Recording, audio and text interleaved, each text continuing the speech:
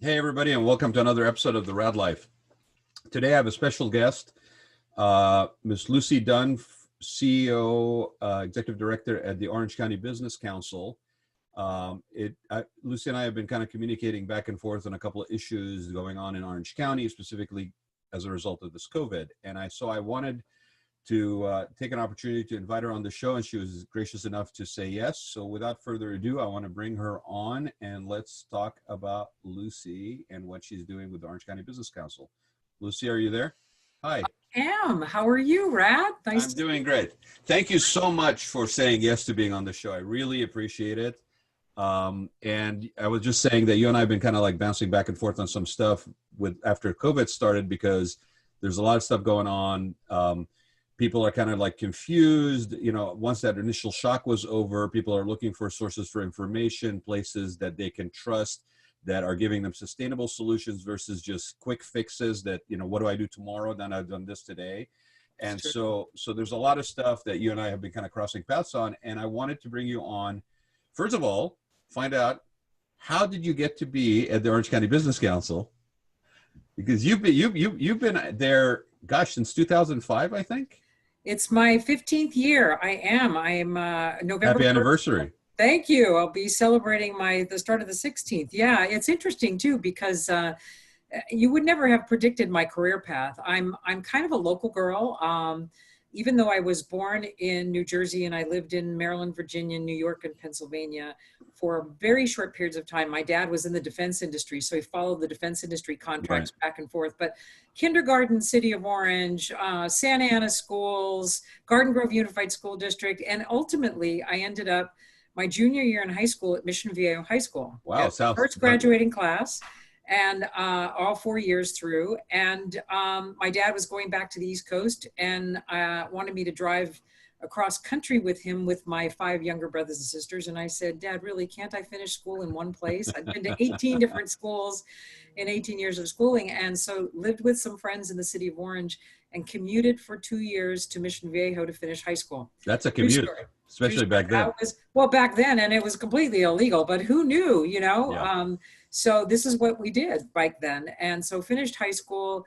I needed a job. I was caring for some people's kids. I am not silver spoon by any means. And I had to, in fact, I didn't even really want to go to college.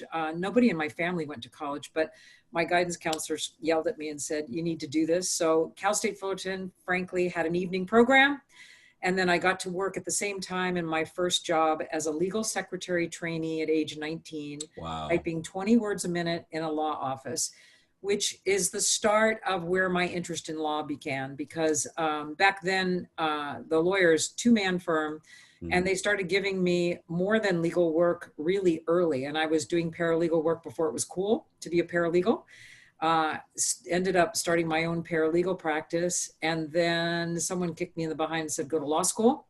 So law school in the evenings, working during the day at night, literally passed the bar, turned the shingle on the door from paralegal to lawyer. First court appearance was the day after I got sworn in, and then practiced law for about the first third of my life. So when did you start your paralegal practice? I mean, that's like, oh my gosh, young entrepreneurship. I mean, 101, right? I mean, this was back in the 70s and early 80s. Yeah. Very impressive. And then you got your degree and you turned it into being a law firm. Right. Well, I had my own law practice by myself, solo practitioner for a while, but most of my clients were lawyers because they were giving me all of their overflow work. And so I was fortunately in the black very early on. Right. And well, you paid your dues. You knew them. You had been in those circles.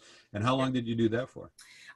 Let's see. I guess I got picked up. A home building company called me, a friend of mine. By now, I'm married. I have 2 babies at home. I'm working 16-hour days. And a home builder called and said, one of his general counsel called and said, you know, you should come and work for me because you know, you can get a 9-to-5 job and a company car. Remember those gigantic console cell phone, car Oh yeah. phones. Oh my gosh, I was promised one of those. It was the coolest thing. And so, They came in a separate bag at one oh my point God, too, right? yes, they filled your trunk, they filled your middle seat. Yeah, Yeah. it was really fun. And it was a 3 week vacation. And I thought, well, gosh, now I can, actually be home in time for dinner. Right. And so ended up, it was interesting, Rad, because I didn't know anything about the home building industry Mm. and yet took this position. They hired me because I'd been doing all the personal legal work of the exexecutives, their wills Oh, and got it. divorces. So they all knew me. They just knew they had to train me. So baby lawyer in real estate development, soon, and their company's largest project was a little 2,000 acre project in Huntington Beach called Bolsa Chica. Oh yeah. And so I did a lot of legal work for a while. And my claim to fame, I guess early on, was that I had really, unlike some folks in the company, I was sort of the new face. Yeah. So I got to develop a good relationship with the environmental community in town. Yeah. And we worked very closely. I listened deeply to their issues, settled 10 years of litigation, Well, and moved forward. And then eventually left the law practice side of real estate behind when the company decided to put me in project management of the project and went into the business side. So I spent 17 years of my life in real estate development on mhm. everything from endangered species to wetlands restoration to school boards, all the way to the White House. Bolsa Chica was such a huge project. Right. Liquefaction, oil operations, Right. whatever. Well, yeah. I Real mean, estate. you had coastal. I mean that's really deep into the pool, Oh yeah. and a lot of quick learning that you have to do. Oh yeah. Yeah. Yep. And up and back to the Coastal Commission. Gosh, if we did it once, we did it 8 times, Yeah. so Yeah. yeah, very Yeah. familiar with that. How long did that project take overall? Well, overall, probably 35 years, Yeah, I mean, right? those things to just take on forever, Yeah, and yeah, and I mean, way to cut your teeth on something like that, right? You come yeah, out of that thing very seasoned, and exactly. to your point, gave you the opportunity to develop that rapport and relationships across multiple disciplines that were involved in a project of that scale.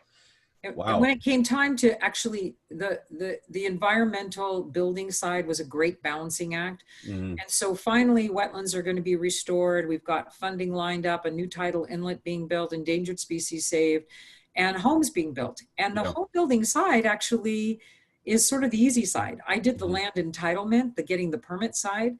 And so it was then Governor Schwarzenegger called and said, I'd like you to consider being state housing director and work in Sacramento. And I'd never been in government. I'd never worked on that side of the table. I was always the permit applicant, right? Hmm. It was my 20-year-old son who said, Mom, you have gifts, you have a duty to share, and you're bored and you need a new challenge. And so go take this job. And I looked at him like, wow, how did you learn the parable of the talents? At that age, I like, know all that catechism, what, right? So I ended up saying yes to the governor, and it was the most amazing time, Rad. I spent 2 years in Sacramento, and I had a good economy, and I had money in the bank at right. housing. And so we got out funding for 72,000 affordable housing units, shelter spaces, farm worker housing, homeless spaces, and it was awesome. And I got to see things from a government perspective. Right, which you didn't have I've never had an that ability to see before. before, right? And I've still developed great friendships. So OCBC's came knocking at my door when I was HCD director, and they said, we think you should think about this. And I had always been interested in the building side, but I'd never been in the nonprofit side. Hmm. And so I thought, well, this is interesting. Housing was their big issue. Infrastructure, check. Yeah. Education, don't know anything about, but willing to learn. And so I decided to take the leap and come back home. And it kind of worked out well because at the time my husband was ill and my dad was ill ultimately. And so it's sort of, my sons were now in college, and it was good for me to be back home, and didn't expect to stay this long. Frankly, I expected this to be a couple of year gig, but my world opened up, Rad. Right. I got to work on many different issues, finance and tech and artificial intelligence and cybersecurity. Right. So it's Well, we're an amazing center. I mean, the stuff that takes place in Orange County is pretty amazing, and the organization. I mean, I was actually a stand when I was doing background before the show. It's been around for 125 years. I mean, this is it's not a yesterday or 2000 or 2005. I mean, it's amazing. So give a little bit of background just about as what the organization does, because I think there's so many. I jokingly say that in Orange County, between every nonprofit and nonprofit is a nonprofit, right? But there's certain key players in this, and they're really like you're saying, OCBC gets engaged across multiple disciplines, gets involved in a lot of stuff, right? And that's what probably has been very exciting for you, because not any one day is the same as the other, right? Oh my gosh. Yeah, I can plan a day from top to bottom, and then at the end of the day, with a nice glass of wine, say, what happened to that plan? Because when you're dealing with member issues or with policy issues, or in Sacramento, Washington, D.C., your day changes, as the crisis du jour happens. And in fact, that's one of OCBC's great strengths is we're there as a quiet place to come to discuss crisis issues. We were there for the county bankruptcy. We don't have media. We don't have Brown Act issues. You come quietly. You can discuss harebrained things in our conference room, right. And we can develop good plans to keep Orange County strong and vibrant. We were there pushing at the very, very beginning for Measure M. We needed funding for our transportation systems. It was your OCBC that was there. This was before my time. Yeah. And now I think on COVID and your great work, certainly highlighting the importance of masks. We've been there when you cannot bifurcate good health and good business. You cannot bifurcate. That was like very interesting, because most people, I don't think, connected the dots. I don't think most people saw the connection between health and business. Right. They actually saw it as, probably even some still see it as, a competing interest, like that basically these, and it reminds me, what it reminds me of, Lucy, is reminds me in my field where you're dealing with ADA. And people approach ADA as being a hindrance and a problem, and we're going to fight against it, and I'm going to drag my feet to do it. And I've always said that it's almost foolish to do that, because at the very least, in communities that are multi-generational, that have different capabilities and abilities, people are not one size fits all. If you are a business that actually embraces ADA as a starting point, and you develop it into a universally applicable environment, you are actually now in better position to appeal to a wider audience, to a wider marketplace. Like there's actually different ways to look at this that are not your immediate knee-jerk reaction. And I think saw parallels with COVID, with the mask policies, and there's still cities, unfortunately the one I'm in here, where they're not mandating it. And it's sad, because in one breath you're saying you're pro-business, but then in another breath you're saying I'm not going to basically put in place the measures that are going to protect those businesses and allow them to stay open. I mean, right. not only to thrive, but to survive first. Exactly. In this situation, right? So exactly. And I love your ADA stuff too, because I dealt with that as a housing director, where I was trying to get builders to think about people staying in their houses longer than just the day that they bought them, exactly. But making sure that front door was wide enough to fit through a wheelchair, and that at least one bathroom was accessible. Right. But, the interesting thing, builders that were building for the buyers didn't want to be reminded that they were getting old. I got certified. Absolutely. I got certified aging in place at 2008. Now I had, at that point, since 94, had been doing ADA compliancy on large, huge projects, for hotel projects for WAT&G and Hirsch-Bedner and so forth, all over the world. And so here it was, I'm taking this thing, which is really residential focused, aging in place. And I got certified in 2008. At that time, in 2008, I had to go to Chicago, Lucy, to get the certification, because the classes were not offered through the building industry here in sequence, right? I would have had to wait 6 months to get all my classes under my belt. I don't think it has changed much, by the way, right? Yeah. And then until about maybe 2 years ago, okay, nobody wanted to talk about it. And so in the course between 2008 and 2018, what I realized is the way to actually sell it was not to sell it as a modification to a home that allowed for aging. What I started doing is actually talking about it as a financial investment, because people were living in their homes longer, they were healthier, they didn't want to stay, and then we had the economic downturn. And if you followed the normal thing to do, which real estate industry tells you, is you're supposed to scale down at a certain age, move to another location, right? You would have taken a bath on your home that you had bought 30 years ago and basically was almost paid off. And you would have probably not been able to get into something if you did that. So you were staying in your home. You were staying in a familiar neighborhood. You were staying around people that you knew. Exactly. And you were appreciating in your property over the duration of time. So it made perfect financial sense, as this being your primary asset, to approach it differently. So again, pivoting and thinking about things differently, right? And it's nice to have people that actually champion that, like you have done with this thing where you're connecting health, good health, because yes. I gotta put the mask up. Sorry. Okay. Good health is good business, because it really is. But what is it? And my tailor-made mask is right here. Tailor-made face mask. There you go. Tailor-made face masks. Hashtag tailor-made face mask. You're so cute. My OCBC mask is. We're passing these out to all of my board members, so it's very stylish, as you can see. Yes. Thank you for letting me basically take care of that for you. It was really fun to do. I love it. And I don't think we have much of that fabric. So Lucy's got a unique face mask. I don't think you guys have to pick another fabric now. I know. I like something wild and crazy. Look at this, folks. That's gorgeous. Well, I remember our conversation about I need something red, and I'm like, okay, how about this one? That's right. So what is it that's so difficult for people? Is it just what we know and how we've done something for 20 years and 30 years, and I'm kind of resistant, and you're asking me to change in the time of duress and strain? I mean, what is it that causes people to not understand something as simple as good health is good business? Yeah, a lot of it, I think, Raad, I'm very, you and I are good advocates for this, and we try to use reason and kindness. And I think there needs to also be compassion here, because a lot of what we're experiencing, no one has ever experienced before in recent history, right? It's my first pandemic. How about you? My first pandemic. And there are mistakes that are being made. There's no question about it. And there's lessons being learned. But one of the hardest things is, remember, not that long ago, 132 days ago, we had just a rip-roaring economy.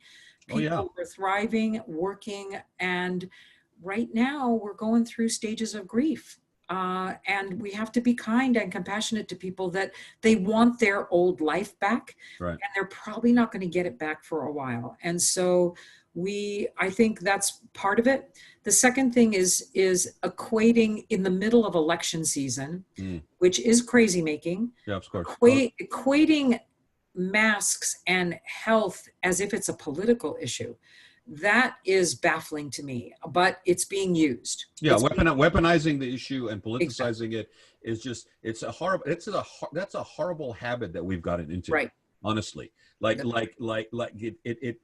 allows us to, it makes it almost impossible to reach across or to talk to one another versus against each other, or at each other. It is really, really a bad habit. And it's not the first time we've done it. It's just, it's really amplified. COVID, it's an interesting thing for me, because I'm looking at this. I mean, I've been remotely working for over 20 years, right? So remote working was never an issue, right? Using technology was never an issue, but I got to be honest, until this happened, I was using Zoom as another form of telephone. I mean, it wasn't really like we're really utilizing it for its full potential like we're doing right now. So it's interesting when you think about and people, like you said, they want their old normal, want the way it was. I honestly, personally believe that we're never going back to that. And I think the benefits of what we are experiencing accidentally, if you will, right now, such as, we talk about distance learning, and we talk about distance learning as being kind of a negative thing, but we were going in that direction to begin with. Correct. All that COVID did was amplify and expedite a lot of things. Or telehealth, from the standpoint of telehealth. Folks do want to see their doctor, and they're starting to go back as they feel more comfortable. But even Kaiser Permanente says, 60% of appointments can still be done via Zoom. So why wouldn't you? Why would you go and risk being infected sitting in a waiting room where you might not need to be? So, and then telecommuting, right? Yeah. You've been at home. I am enjoying open freeways and being able to go where I want to go when I need to go, because I've been able to spend a few days not having to travel to get to my in on-air meeting with you, Raad. You said it earlier, like where when you switch from basically working 16 hours a day to having a little more balance in your life, right? Right. A lot of people that were not in a position where they worked for themselves and they kind of like they enjoyed and maybe built their company around a flexibility model, they all of a sudden now were put in a situation where they were going to be furloughed, or they're going to work from home, or a combination of, or be out of work. So they immediately switched. I mean, the speed by which we adjusted in March was like mind spinning for me, yeah. right? As a whole.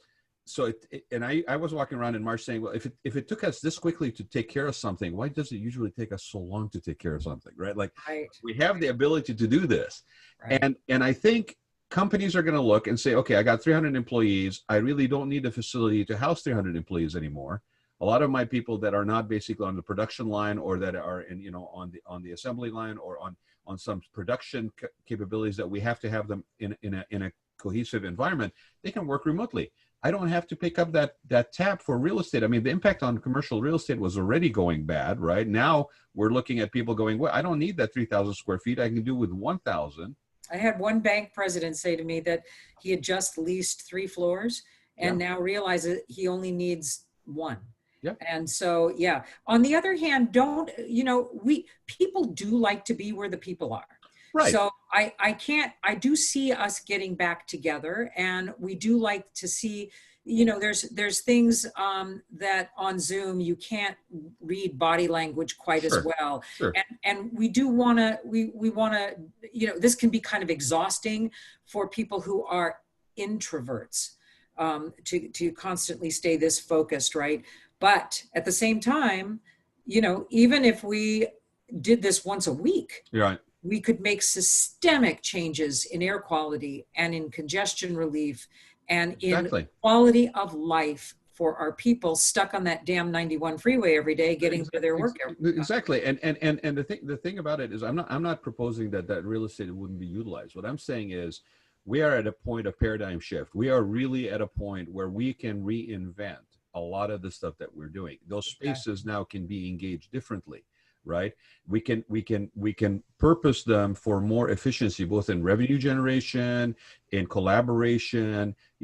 It's really fascinating to me. Like, I remember conversations going on a while ago about like the repositioning of malls in general, just across the United States, and that they would make perfect facilities for educational hubs.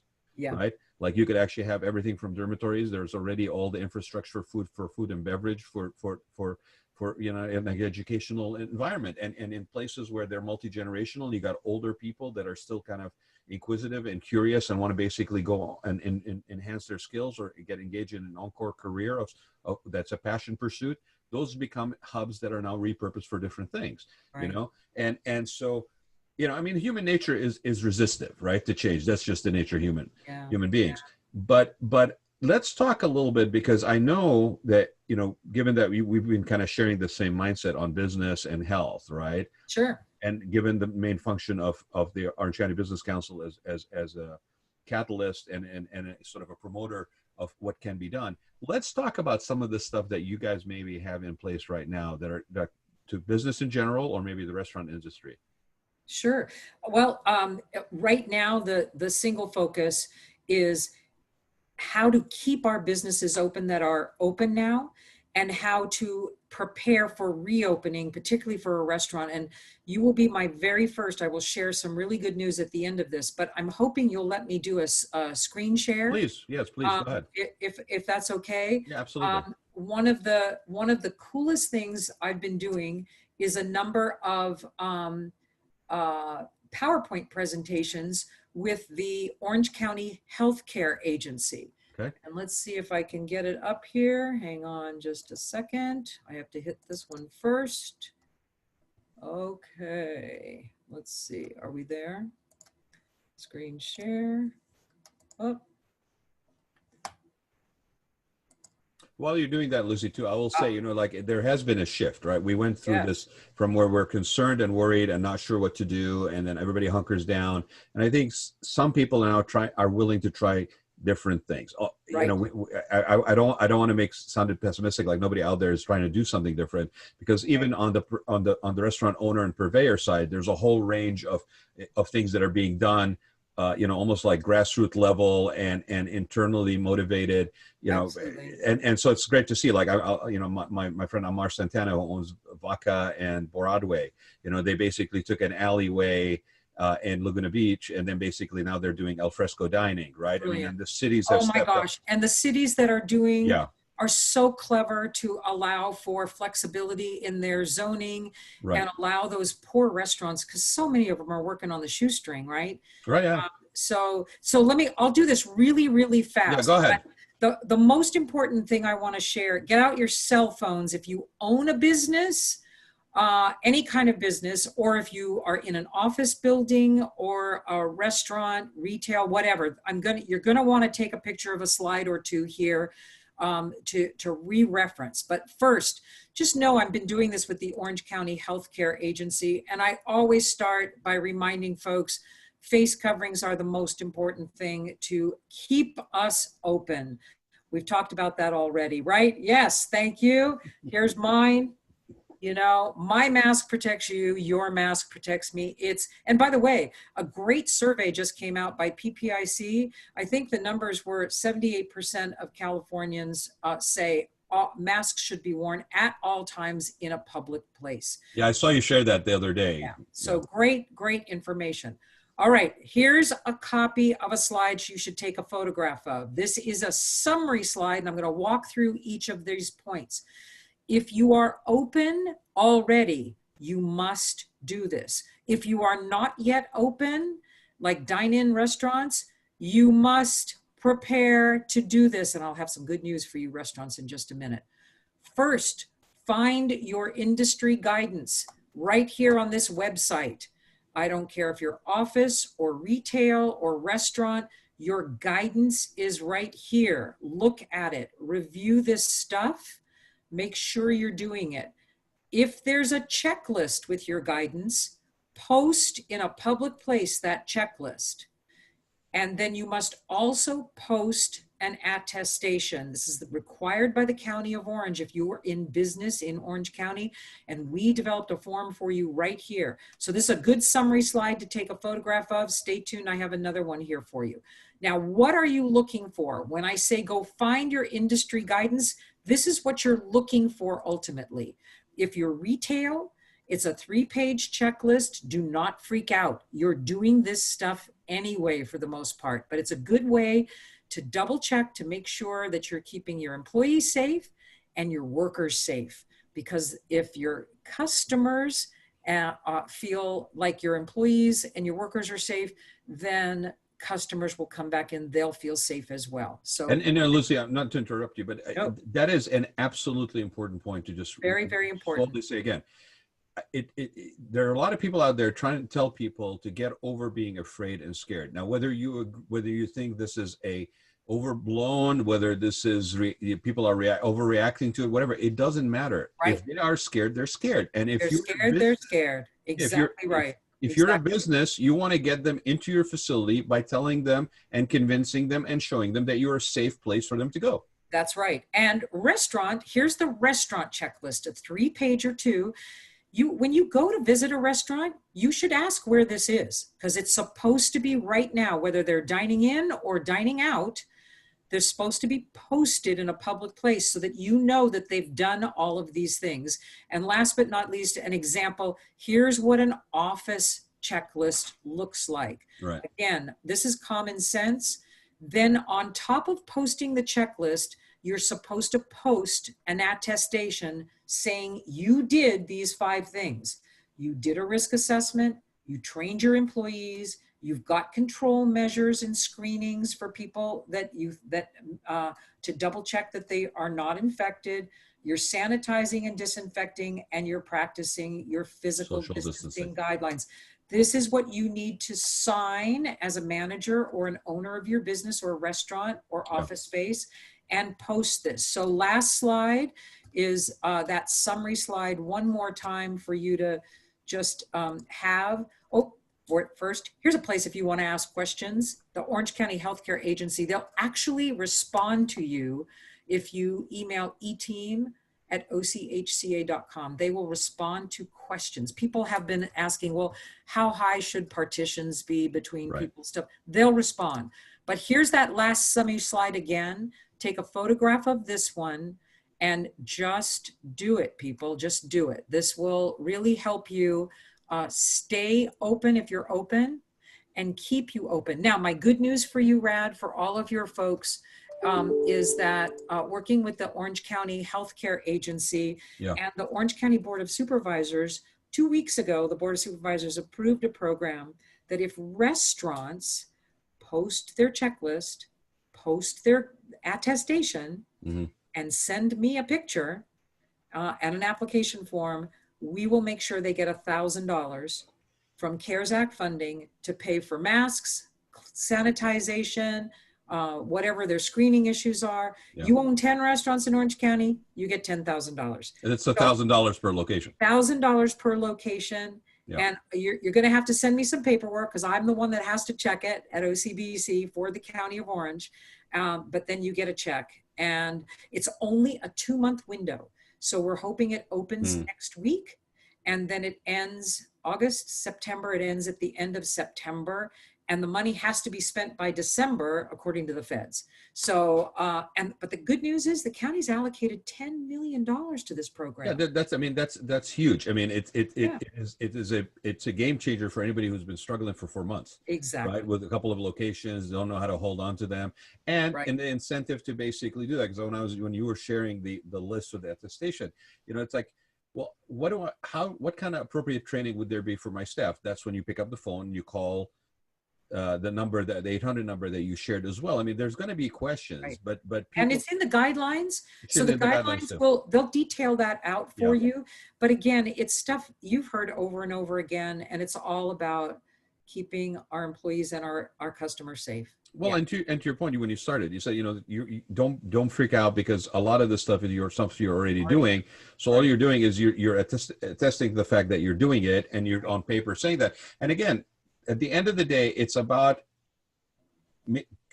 giving comfort to the people that are going to come into your business. I mean, there's another layer to this that we haven't really kind of discussed a lot as a community, is we have a lot of people that are unemployed. There are people that are literally unemployed. So your discretionary spending, if you're a business owner and you basically have some brick and mortar and you depend on people walking in and spending money, the amount of discretionary spending out there currently has now been reduced. So you have to go that extra step to assure the people that may want to come and spend money with you that it's a safe place for them to do so. So be aware, everybody who's listening, be aware that this program is available. Thank you, Lucy, for sharing that. And that it is a big deal. You're the first one to hear it. You're the first one. I love it. Public. So you got the exclusive here. County will do a big rollout. I know, because they've hired a marketing firm, but I love being able to share it with you because of our partnership in getting the good health is good business words out. So I tell people they hear all kinds of stuff on the Raad Life, but here it goes. You heard it here first. Lucy, so okay, let's kind of dial it back down to you. Sure. Okay, so obviously you enjoy what you do, and I don't see you stopping doing what you're doing because you enjoy it too much. I can tell, right? What do you do? How do you keep, because it requires a lot of energy, right? I mean, and dedication, and especially when something like this, it's not a 9 to 5. I mean, you're engaged in this. This is who you are. It's part of your DNA, right? Mm-hmm. So how do you recharge? For those people out there that are feeling overwhelmed right now, and how do you recharge? What do you do, if you don't mind me asking? No, not at all. In fact, I think it's such a brilliant question. This would be a lot easier to say when it was pre-COVID, because I always shared this information for folks to recognize that people are healthier with a balanced life. Mm-hmm. And there's a lot of us that are single focused. There's experts in the field. In fact, I was teased by a boss very early in life. He said, all the men on my board, that was interesting. Just that comment right there. I was the only woman on the board of directors. All the men, they're all A players because they're singly focused on their job, and this is what they do. You are different, Lucy. You have outside interests. I go, I know, and I'm more interesting. So the things I did before COVID, and then we'll talk about how Yeah. it's harder now. Yeah. Folks don't realize, but a lot of folks now know, but in my secret life, I started singing at a late age in life. And I did my first, after my 2 babies were born, I was sitting in church one day and said, I got to get out of the house one night a week. This is just one night. I need a break. What would not annoy my husband? And at that moment, the church choir was singing, and I thought, I think I'll check it out. I had never sung in high school or college. I played a little bit piano, not according to my teacher, but I do play a little piano. I think we had the same teacher. Same teacher, right? And so I walked up to the choir loft, and he says, well, what part do you sing? And I go, I don't know. He says, well, he put me over there. And it was one of those funny things where I happened to sit next to someone who was really quite good. And what was I thinking? That was such the dumbest move ever. But the woman who sat next to me said, just keep coming back, keep coming back. And so I'm I guess I was 30, and then ultimately ended up joining a group at Cypress College, community college. I ended up taking my first voice lesson at age 40, traveling to Europe. I've performed everywhere from the Vatican to Carnegie Hall to Sydney Opera House, and oh, great! That's and awesome. Everywhere in between. And what I love about it, Raad, is that it's one thing when you give a public talk or a speech, you can always correct a word or a phrase, and the work that we do, it's very long to goal, right? We're doing stuff over years and policy changes. Right. Music and singing, you instantly know whether it was successful or not, because they're either going to applaud and smile or be very polite and go, thank you, honey, next act, please, right? So it's it helps you, and it helps you also think quick on your feet. Yeah. And it gives joy to people. And so I still, now with music as being super spreaders, especially choral music, the 2 choral groups, one is a professional group that, I sang with Pacific Chorale for a short time. This schedule was just a little too hard on me with OCBC, but great. I mean, my gosh, to be able to sing with professionals, that just ups your game. And it also realized that I shouldn't be embarrassed about being an amateur, that I could work with them. I was awesome. I love that. But I sang with 2 choral groups, one Meritage out of Anaheim, and another a professional group, Meister Singers out of the city of Orange. We've done some virtual choir work, but not enough yet, where you have Zoom boxes and everyone singing. And then on the weekends, I'll still very safely distanced outdoor services. I'll still sing an occasional church service away from people. So I'm behind a plexiglass with a microphone, and folks are away, and mask up in between, segments of church. That kind of helps a bit balance, but it's really hard now. In fact, I'll tell you, there's 14 of us on just a text messaging, 14 singers, that we all just miss each other, and we miss singing, and we text each other all during the day, just to stay in touch. So that's the hard part, because the downside of Zoom, you can do 5 Zoom meetings in a row and lose your mind, right? And not even have a bathroom break. No, easily. And you can also not take a break. So the other thing I've tried to do is remember to exercise every day, which for me, I hate exercise. All my life, I've had a weight problem that I have to manage. I've gained and lost 2 Chevys in my lifetime. I just lost my second Chevy, and I'm trying not to. You look great, by the way. Thank you. Thank you. But trying to keep that exercise up, which helps keep your mental stimulation as well. Mind and body is really important, and trying to learn new things. Even at my age, I'm learning new stuff every day, right? That's the beauty of life, right? I mean, dare I say good health is good business? Absolutely. Good health is good business. Yeah. And good health, good physical health is good mental health. No, I mean, I think that is a part of, and it's very easy. They talk about the quarantine 15 and all that stuff, right? It's super easy to fall into that, really easy. And and your emotional mindset right now, not only for yourself but everybody around you. And I think this is the thing that when we're feeling really down, I think we need to remind ourselves that there's other people around us that are impacted by what we do. Right. And so when you take care of, yesterday I interviewed a lady by the name of Dr. Dina Brown. I'm not sure if you know her. She said something to me. I've always, and you've always heard this, that, your cup is full. Make sure your cup is full, right? Okay. Yes. She said something to me that was interesting. She said that in order to give to other people, you have to give from the overspill of your cup. Oh, interesting. So it's not enough to have your cup full. That's almost like the starting point. If you want to give to others, you have to give from the overspill. You have to make sure there's more in your cup. It's similar to about a few months ago when I heard, I've said forever, leave things better than you found them.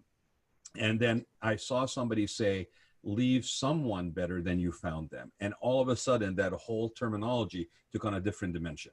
Oh my gosh, I love that, Raad. I so love that. One of the things that every speaking engagement I do, I either begin or end with this, is in a pandemic especially, we need to be able to say, when this is all over, how did we help someone?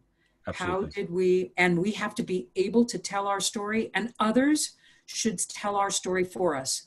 That and I love that my cup is you have to have your cup full enough. It has to be overflowing to do that, right? My mindset from an aesthetic kind of profession, it's I cannot shake this image in my head when you have a tiered water fountain. Yes. Right. You have to have in order for that water fountain to work, the water has to overflow the bowls. Yes. It's not enough to fill the bowls. You have to actually overflow the bowls in order for that sound, for that visual to happen. So when she said that to me, it was like, oh my gosh, you're right. I've said, make sure your cup is full, make sure your cup is full. You need to make sure your cup is overflowing in order to be there for people. And you said something just now, which I think is important to point out. A lot of people, and it's understandable, especially at the beginning, we were thinking that this is something that's in passing. This is passing. This is a weekend. This is 10 days, this is an inconvenience that's happening. We are now at month 4 or month 5, depending on how you count it. This is part of our story. Right. So how are you going to write this chapter of your story, which is titled COVID, and then fill in the rest of it? And are you going to be able to say that you left somebody better than you found them? You left a situation better than you found it?